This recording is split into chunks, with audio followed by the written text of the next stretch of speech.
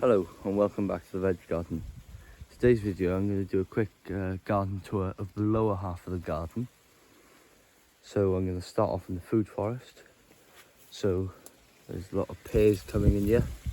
There's two different trees in here. These are like a big red pear and then these are more like a conference pear. And then here's the raspberries. They're just starting to bud up now. And they're easily about 5 feet tall. Which is quite good. They're quite healthy growth this year. This is the dwarf plum tree, and it's got no plums on it this year, but hopefully it'll just grow big enough that next year it'll have loads of plums on it. And then there's some Egyptian walking onions underneath. I am going to have to remulch a lot of this because a lot of grass has come back in here. That's a winter job, I imagine. And then in here we've got some more raspberries that have spread through, and some rhubarb in here. It's a young plant, it's only been planted this year.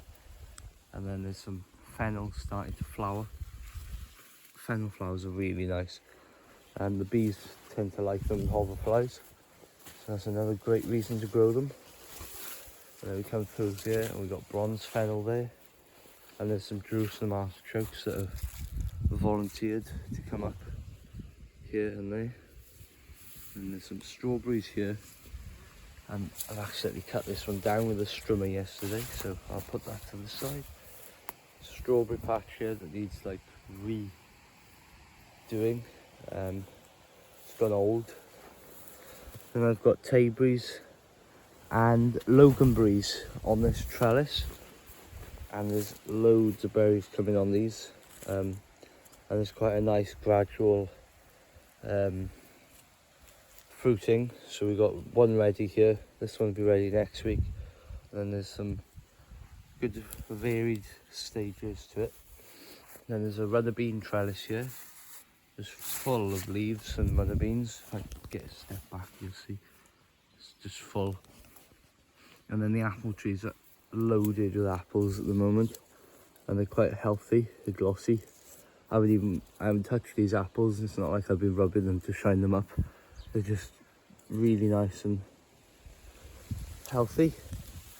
There's minimal damage to them. There's the odd one here that's just got a gash, so what I'll do is, because there's actually 5 in a clump here, I'll pull this one off to allow the others a bit of breathing room. I might actually prune them even more. Might take that down to 2, and then those 2 will get nice and sizable. Down here is the chives, and what I'm actually planning on doing is taking a chive head and just planting the whole head so that the seeds come as a clump. So I might plant these in a row somewhere, so I have like a row of chives, or put them in pots to start them off, because it'd be easier than trying to sieve the seeds out and then sow them back again, because these will probably end up snapping otherwise, and growing themselves in a clump. So they like to grow in clumps, so I might as well leave them grow in a clump. Yeah, some chives, if these heads get wet once they've started to open like this, they'll actually sprout in the heads. So that's, you know, a good way of showing that they like to grow in a clump, if they're happy to do that. And then round here I've got some spare calabres. My broccolis and cabbages and brassicas haven't fared that well this year. This one's coming alright. They're only planted a week ago, but no, something always seems to be out to get them. So I don't know if I'll bother growing them next year. Another runner bean trellis here. I've got some blueberries there and some currants. And then lastly for the food forest is a bamboo in an old tyre. And this is used for canes and for mulch. Then we'll go down and see the bucket garden. So I'll go down these steps. And there's some spare cucumbers here. And then these buckets are empty behind me. And these are my true potato seeds. These are my trial potatoes, and I think this one's doing the best, so it's definitely going to become one of my staple varieties soon. As you can see, some of them are suffering with slugs more than others, so that means they're going to be a more susceptible variety, meaning there's no point me growing it, because these buckets are too close to say, well, there's slugs on that bucket and not this one. Then here's my food forest in a barrel with my cherry tree. I've harvested all the cherries. They were really nice cherries too. Yeah, they're coming well. It's growing, putting on more growth now. And there's some little alpine strawberries here, and they're really sweet.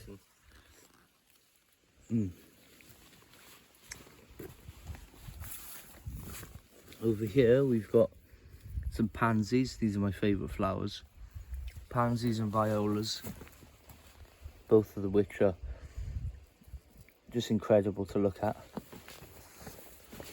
And these are some of my own seeds. I just leave them cross-pollinate with each other, and then you get all these beautiful colours come out. And as you can see, this is off one plant, so this one's got like some greys up here, whereas this one's just really deep yellow. So you get a nice mix on even one plant of different colours per flower. And then here I've got some cuttings of some ornamental, I can't remember its name. And then water storage. After that last drought, I really upped my game on the last few rains we've had. So each one of these buckets holds 25 litres. So there's 75 litres there. So I'll be able to hold about 400 litres just there. And then another 400 litres ish there. So I think in all I'll be able to hold about 1.5 tons of water, so 1500 litres, because there's more buckets here. And I've got some water butts down here as well. Now I've opened this ready. This is the mini tunnel. We just push into here through this net with an isolation cage in here now to try and stop the flies getting in, because I don't want my Rhondda Black runner beans getting cross-pollinated with what I've got growing outside. So the utmost importance now that they get isolated. And I've got some Cape gooseberries. I've only got 2 plants of these this year because I know they're quite rampant. There's one flower opening there now. And then my peppers. Some big peppers coming here now. I bought these in a farm show because my peppers actually failed this year that I sowed. So I thought, well, I'd rather buy some plants that are locally grown than not buy any plants or not have anything. So that's what I did. And then I got this sweet corn. Well, it's popcorn, and it's easily, well, it's taller than me now in this tunnel. But the bed is 17 inches. This is the Vegega bed. And the corn is from Seeds to Suit. So you can see the quality in their seeds is definitely there. And then I've got some nice, what do you call it?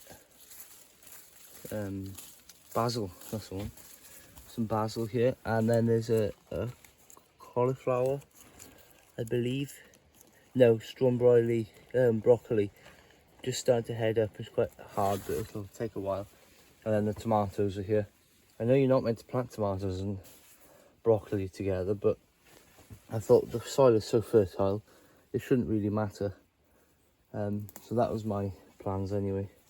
All this basil's starting to flower, so I'm just pinching it out to encourage more leaf production. I'll chuck this to the goats then, because they love basil and it's really good for them. In small amounts, obviously. And I think is good in excess. And then this basil here is lettuce leaf basil, mammoth lettuce leaf. I'm hoping to save seeds from that. That is the only one I'll allow to seed here, purely because it's a heritage variety. And then possibly my favourite tomatoes of this year are these little guys here. They're Red Robin, or there's Red Robin and there's Micro Tom here. And they're really small and tutty, but they give you quite a few, quite a good amount of tomatoes for their size. Now we're just going to run up to the last bit of this bottom garden. So here's the sunflower patch.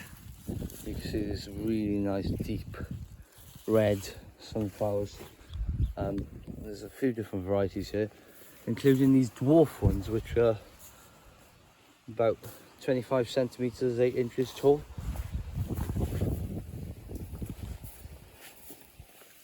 And sweet peas in masses. So I take these to my mother after. Oh, look at the colours on these. These are all my own saved seeds, so I'm not keeping one variety true, I'm just letting them mix, and then you end up with just absolutely stunning colours like this, because they're just crossing and hybridizing on their own, and you get these really dark rich colours. Some aphids in this, so I'll remove that head, but you can see just the sheer abundance in flowers that are here. Then we'll go up this side and then we'll come down the other side. So I've got potatoes here, and some second earlies, and then some main crops. There's some purple potatoes here. These are Purple Majesty. Unfortunately, that plant has died. That's why I've just planted the seeds there, just to leave them keep growing. Sarpomeras. I think these are becoming ever more popular because of their blight resistance and their vigour, and also the potatoes taste nice. You get some plants that are bred for disease resistance and they still taste awful, but these have got an all-round good flavour. You can see the growth is quite lush on them. Then there's some squash here. I can't remember what squash. I think this is a green Hubbard from Seedsbeans. Is it Seedsbeans? Yes. But they weren't for sale. You just gave them as a little thank you. And then these are Sanover peas. They're really big peas. I'm saving these for seed, but just for the camera, I'll show. If I pop one pod, this is a ripe pod of peas. So we'll crack down there, try and do this one-handed.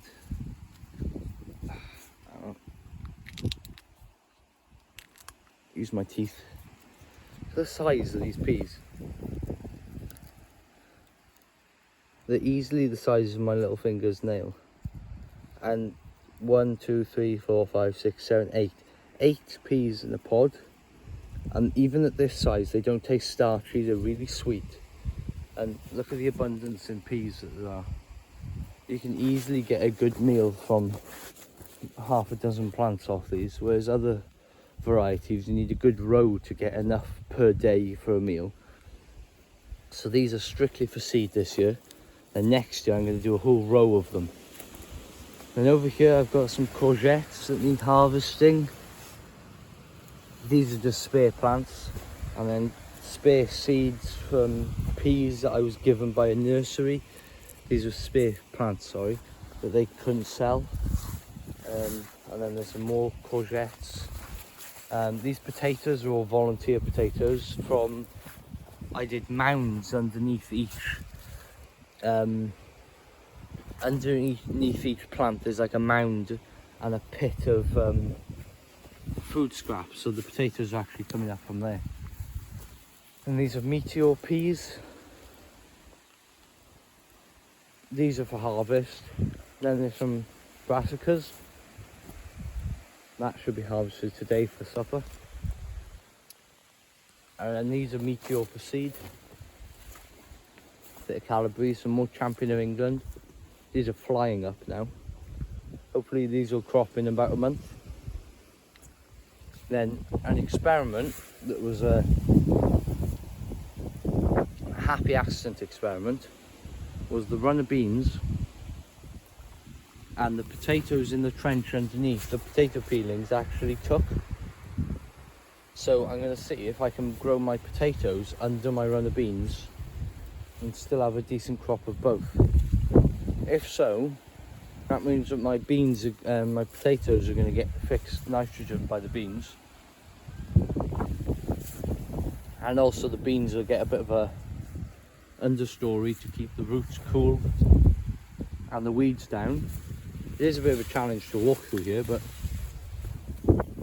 I'd rather crush 1 or 2 potatoes than not have them at all. And the amazing thing is I actually weeded the potatoes out as they were coming up.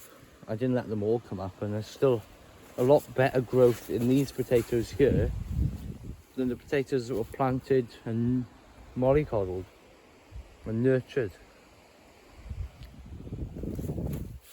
And then we move on to only 5 pumpkins are in this patch. It always amazes me how they do so well when you give them a bit of organic matter and just leave them do their thing. So you can see there's masses of leaves here and the odd flower starting to open. And this row of peas here is finished. And then there's an Australian tree cabbage, there's 2 of them in actually. And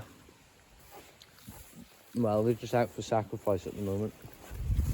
And then we're back. And then over here we've got a nice plum tree. Oak does all the pruning for. And then we've got some herbs here.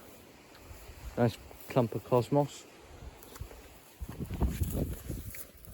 Big rhubarb plants.